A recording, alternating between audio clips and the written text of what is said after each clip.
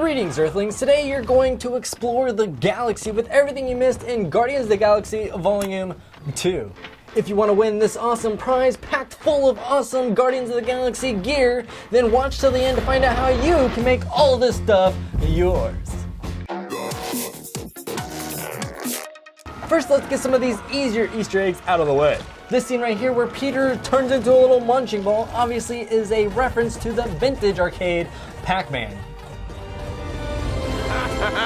What? You look like Mary Poppins. Is he cool? Yeah, he's cool. I'm Mary Poppins, y'all! Yes, once again we're talking about another Mary Poppins as an Easter egg in another movie. If you're wondering if this is just a coincidence that we keep seeing Mary Poppins references everywhere, no, it's not. Disney is actually planning on making a new Mary Poppins called Mary Poppins Returns. As of now, it's scheduled to release in late 2018. That, of course, can change between now and then. James Gunn is the director of Guardians, more like the brains behind it too. That's because he's not only directed the movie, but he also was the writer. After the Marvel logo, we start off in St. Charles, Missouri, and that's apparently where Peter was born. It's actually also the same place that James Gunn grew up. And the license plate on that Ford Mustang, that's the same license plate that James had on his car back in high school. If you notice the timestamps in the movie, that means Guardians of the Galaxy Volume 2 took place only a few months after the first volume ended. So here, Baby Groot is only a few months old. That explains why he acts so much like a baby throughout the entire film. This scene in the beginning though, where Groot is dancing, it's actually mirrored to James Gunn's dancing, identically. That magic sparkly glitter that the monster is spitting out is called Matter Splatter, and it's a reference to a video game that James Gunn had a huge influence in called Lollipop Chainsaw, and it's a little bit of a violent game. Probably more violent than Walking Dead. That cool little handheld device isn't just an alien tracker, it's also a classic handheld electronic football game from Mattel. Thank goodness that the virtual football game industry is way better today than it was back then. In this scene, Marvel, now owned by Disney, thought it would be appropriate to put in some adult humor. Apparently even a robot prostitute is turned off by Yondu. Speaking of Yondu, that was a pretty good shot for Nebula to knock his little arrow controller off his head. The real reason that they had it shot off though was to find an excuse to replace that little stubby fin with a much taller shark-like fin. Mainly because of the overwhelming complaints they received in the first movie for giving him a little stubby fin, unlike the comics where he had a shark fin. The reason they claimed to originally give him a shorter one is to make it easier for Yondu to move through tight places like doorways and stuff like that, without bonking his head. Of course, we've never seen a spaceman bunk his head in a doorway before, right? It was a sad moment to see Yondu die, but in a lot of movies nowadays we see people die all the time, then they just magically show up in the next movie like Wile E. Coyote or something. So tell me, what's become of my ship? But James Gunn gave us his word that Yondu is really dead, like dead. And he won't be bringing him back for anything unless of course it's for some sort of flashback scene, or if they decide to go all out and give him some sort of a prequel, restricting only to stuff that would have been taking place before this very moment where he really died. That little troll at the funeral, in case you forgot, is the same troll that Peter used to swap out the stone in the first film. Now here's a little hint. We're going to see these cute little creatures a lot more in Guardians of the Galaxy 3, which is already being created. A lot of you here are wondering what Star-Lord's shirt was saying. That same question was asked to James on Twitter, and he confirmed it's a type of candy. If you watched the movie with the commentary on, you will know that brand is Gear Ship. That's also one of Peter's more favorite brands of candy. Speaking of candy, remember Groot had a bag of candy? So once again, a lot of people ask, what is it? Skittles, M&Ms, Reese's Pieces? After all, E.T. is a space creature and he loved Reese's Pieces. Nope, sorry, these are just some sort of off-brand space candy. Apparently they couldn't get sponsored by any mainstream candies. These creatures are like space rats and they're called Orani. We see them all over the place in this movie, and if you recall, they were also in the first Guardians of the Galaxy. This guy right here hanging out with the Watchers is Stan Lee. He's the famous comic book writer and creator of some of our favorite comic book heroes like the Hulk or Spider-Man or Iron Man. The reason we see him in all the Marvel movies is because he's a snitch. That's right, he's an informant for the Watchers. David Hasselhoff? Right. Not a magic boat, a talking car. Why did he talk again? To help him fight crime and to be supportive. And you would tell all the other children that he was your father, but that he was out of town. Shooting Knight Rider. Of course it's going to be Knight Rider because that's one of the main movies that David Hasselhoff's known for. And of course David Hasselhoff is the guy that is playing as Ego. When you see Ego's planet, you can see his face is literally in the planet. This is a nod to the comic book where his face was a planet.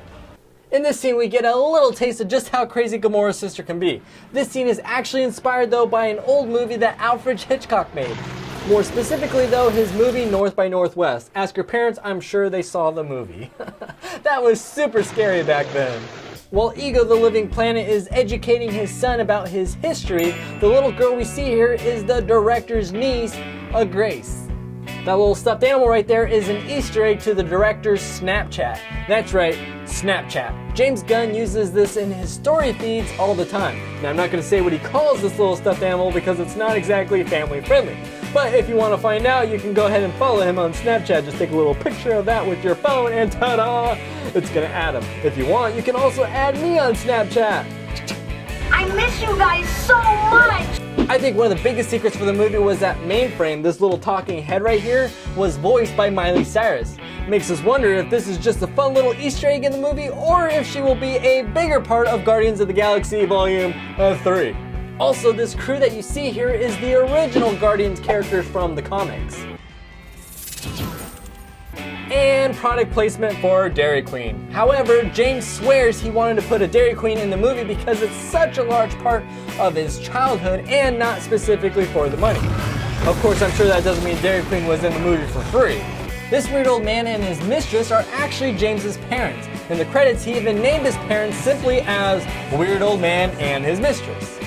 Also, most of the people we see here running are his real-life relatives. It's like his family barbecue or something. His brother, his sister-in-law, he practically killed off his whole real-life family here. That's gonna make for an awkward family reunion. No, that's not Donald Duck, that's Howard the Duck. He's another Marvel character that's been appearing in the Marvel world since the 70s. In the credits, we see Groot secretly taking credit all over the place before disappearing to show the real credit. Also in the credits, they confirm that no raccoons or tree animals were hurt in the making of the movie.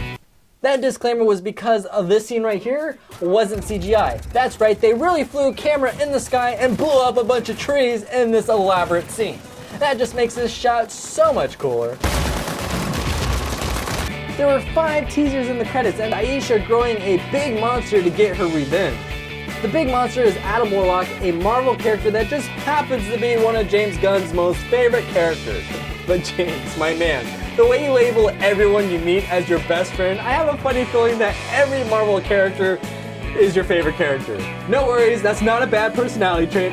As far as the movie Avengers Infinity Wars, don't expect to see Adam Warlock in there though. James Gunn already confirmed he will not be in that movie. But he's definitely probably going to be in Guardians of the Galaxy Volume 3. Maybe even the main bad guy / good guy / we don't know.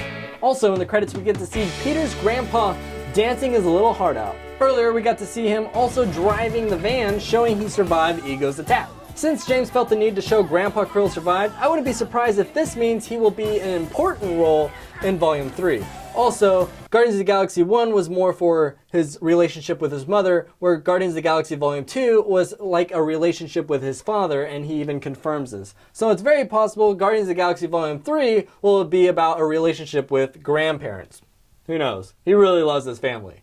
Now, I didn't cover all the Easter eggs in Guardians of the Galaxy Volume 2 because, frankly, a lot of people didn't ask for this movie, but I wanted to talk about it anyways. However, if enough of you request, I will make part 2 with the more nerdy Easter eggs that were in there. James Gunn loves Easter eggs. There were a ton of them in here, but most of you don't have an attention span of more than 6 minutes. But that isn't true at all. Now it's time for the Guardians of the Galaxy gear giveaway. You can win all this cool stuff right now. Just go to CrazyNate.com. There's going to be more than one way you can enter to win. No purchase necessary, and the winner can be from anywhere in the world. 14 days from now, I will announce the winner on my second channel, because no one on my first channel likes to watch my videos about who won. Hey guys, it's the Random Princess, and you've been watching Crazy Nate. Just remember, share a smile. They are contagious. Hey, share a smile. They're contagious. Can you imagine a day without smiling? Whew, that would be outrageous. Thanks for stopping by and hanging out with Crazy Nate. Make sure to leave a thumbs up if he left you feeling great. Have fun and we'll see you next time. And don't forget to subscribe.